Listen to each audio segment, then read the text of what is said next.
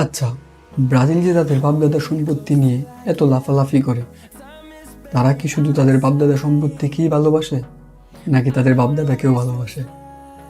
আমরা দেখেছি তাদের বাপদাদার মধ্যে একজন তো মেসির প্রশংসা করতে করতে মারাই গেলেন। হ্যাঁ, আমি পেলের কথাই বলছি। আর একজন রোনালদিনহো, তিনিও তো মেসির প্রশংসা এখনো করেই যাচ্ছেন।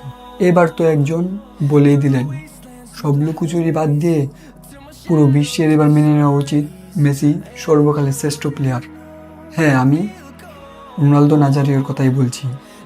তাহলে তাদের বাপদাদার অর্জন নিয়ে যে এত লাফালাফি করে, তাদের বাপদাদা আসলে কি বলে, তাদের বাপদাদা কি বলছে, তাদের বাপদাদা তাকে সর্বকালের শ্রেষ্ঠ মানছে, তারা কি এই কথাটা শুনেনি বা তাদের সামনে কি এই জিনিসটি যায় না?